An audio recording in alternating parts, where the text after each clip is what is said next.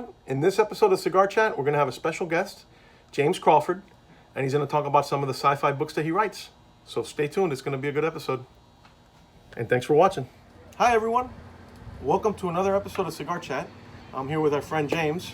He is a, I guess, famous book author. Yes. In many different subjects.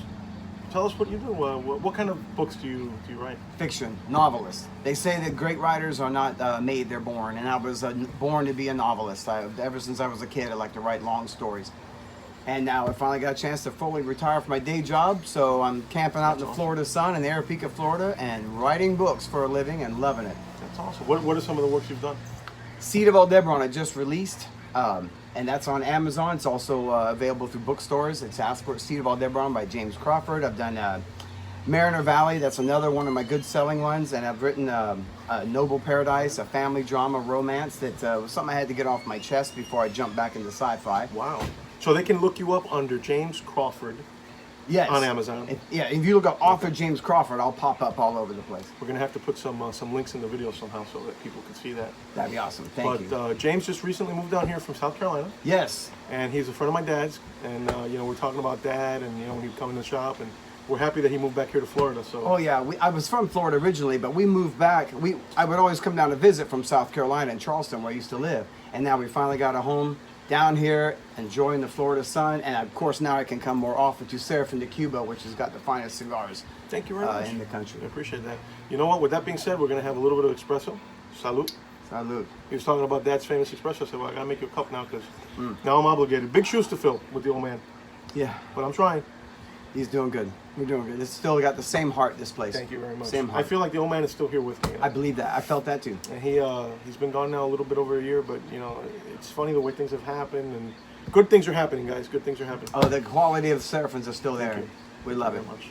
But I just wanted to kind of showcase James' work and a little bit about what he does. And how'd you get into writing? I think since I was a kid, I wanted to write. We saw Jaws, and I read that book when I was 11 years old, and I thought, man, to have that kind of emotional power. And I love to escape. As a kid, I love to escape by reading, and so I like writing in a way that people can escape. People say I just started reading, and I couldn't put it down the whole night I was reading it, and I feel like I've been to Mars, or I feel like I've been in a spaceship out in space. I think that's so cool. All the details, and yet there's always a people story in it. So how did you get into the whole thing? You said you were writing about sci-fi and. I always loved sci-fi. Always loved space. I grew up in the Apollo years. I was gonna say during that generation. And that's so awesome. We thought we were supposed to be on the moon like a permanent base by now. Yes. What happened? Wow. I think that's the next frontier, and I think we can do it. We can overcome our technological obstacles. We're not alone, everybody. I don't think we're alone. I don't think we're alone. I think if they find gold on the moon or something, then we'll have a reason for going. It's got to be commercially driven, I think. You know something? And it's funny because you just brought this up to my memory now. You might know this because you're into this, but I wasn't aware of this. But where I grew up in northern New Jersey, which is basically right across the river from New York, that place has the most sightings of UFOs like in history in the United States. No kidding? Yeah, like there's this big building there in North Bergen. My friends in Jersey are gonna say, "Oh yeah, I know the building." It's right there by James Braddock Park. We stayed in Bergen when we went to New York. Okay, well yeah, it's right there. And they said that there was an actual not a launch but a landing of a UFO there many years ago. I think it was in the 70s. So ever since I was a kid growing up, I would hear these stories, and of course as a child that always kind of captivated my attention span. But you remember in Back to the Future? Mm-hmm. Remember that part when they go back and then Marty comes out with the space outfit? Yes. And his dad. What was his dad's name? George McFly. Yeah. He comes out and George would follow the books. Remember the sci-fi books of the 50s? Right. And then Marty came out with the outfit and he's like, "Oh my God!" And he's like, "Darth Vader told me to say this." It was just so funny. I mean, I just kind of had to share that because it came up to my mind now. But and you mentioned the UFOs. I think the universe is too big for us to be the only ones here. I agree. There has to be intelligent life out there. Mm-hmm. Somewhere out there for sure. The probabilities are too great. Absolutely. Yeah, this is Seed of Aldebaran, and the series I'm working on now is a 5-book series. Tell the camera. Seed of Aldebaran. Aldebaran's a star, and by James Crawford, and the other was Mariner Valley, which has been selling really, really well for the last couple of years. But it's about colonization. Seed of Aldebaran takes place after the colonization of Alpha Centauri, which is probably the first probable star we will go see. Multi-generational ship. What were you saying about the Alpha Centauri? This latest book I've written takes place around the star Alpha Centauri, which is our nearest star to the Earth. So it's the logical first place we would colonize. I didn't know that. And since I was a veteran in the Navy, this is a military spaceship, and Wow. so all of my experiences of being a young man, a gunner's mate on a Navy frigate. Did you use some of the like military names and stuff like for like Some of it, yes, Okay. and some I had to adapt for space use. Wow. And but a lot of some of the characters on board are people I knew in the Navy. Sort of got the feel, the attitude that the guys have towards one another. And it's in that environment they had sent to investigate a space station that's stopped communicating. No one can find out what happened, and they died of a killer virus.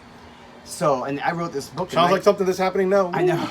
I wrote the book in 1994 and kind of put it on the shelf and forgot about it. So the book is 30 years old, 30 plus. Right, but I had to all the advances in virus fighting technology and rocketry and communications. I had to bring myself up to speed in order to project into the future. To make it. But people have read it. Beta readers, reviewers are saying, "Wow, it's amazing." And things It's almost like like Star Trek. Like if you watch it now, it is. It's still cool, but you can tell it's 60s looking at the future from Exactly. Yeah. That's the perspective I have to get. Yeah, That was very cool. it was So how many pages is this book? This last one. about 345 pages. But most people read it. They say they read it in about 2 or 3 days because. So it's a good read then. Right. I always Yeah. make the chapter short. You can just do one more, but and leave a little hook as you care about the people. That means that they're hooked on it. Yeah, I mean, if you get a book and it's that good that you're like reading it and you read 300 pages.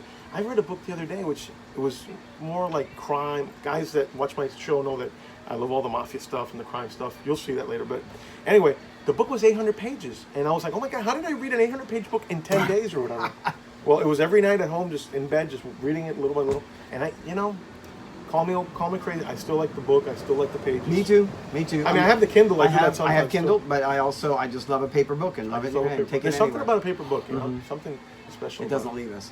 But I was going to say, I mean, James, there's something special about being able to write the way that you do. I mean, just being able to get your ideas and just put them on paper and just make a book. I mean, that takes a lot of courage and a lot of time and effort to do something like that. I was always one of those kids that wasn't really paying attention in class because I was drawing an underwater city or a space station or something. Okay. So that's where the motivation came from. Yeah, it was just imagination. I've got probably several people's imagination as well as my own. Yeah, I enjoy it. Well, it's funny because have you seen the shows like, not Pawn Stars, the other one, the Pickers? They had a show one time and it was about, memorabilia and stuff from the space age, like you said earlier, the 60s and that whole space age, generation and everything. I mean, even though it was before my time a little bit, kind of growing up, I remember all that, of course. And it was just that whole generation was the comic books, the movies, the novels. I mean, it started Star Wars, Star Trek in the 70s. What was the name of that other one? Battlestar Galactica. Yes. Which was a great show. I recently found online. And Danger Will Robinson. Yeah, the Lost in Space. Yep. Thank you. I recently found a bunch of science textbooks written by a Russian in 1925. Wow. They were projecting about what space flight would be like, and it was translated by the Jerusalem Institute for Science in the 1960s for NASA.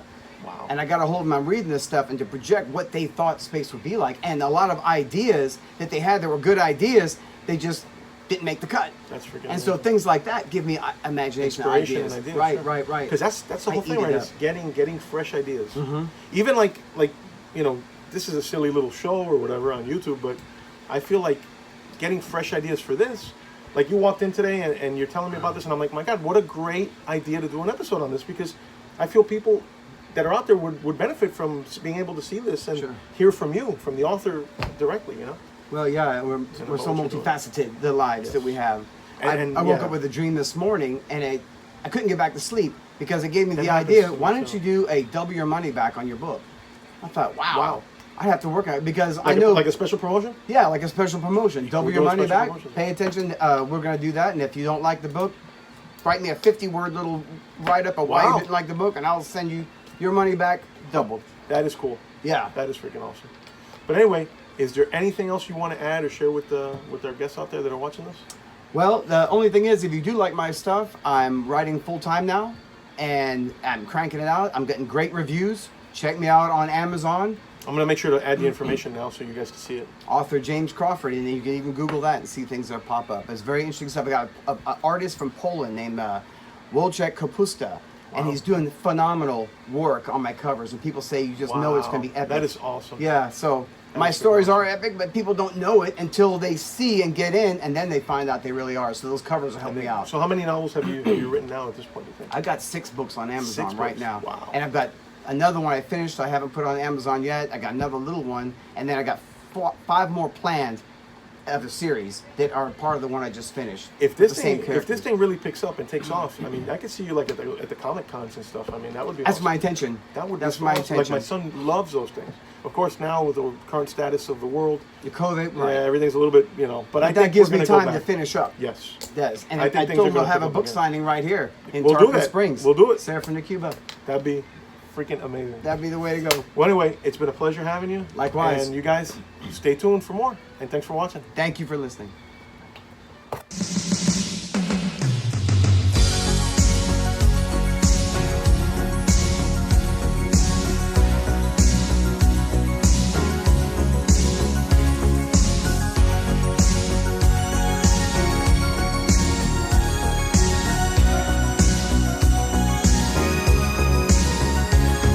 Looking in your eyes, I see a paradise. This world that I found is too good to be true. Standing here beside you, want so much to give you this love.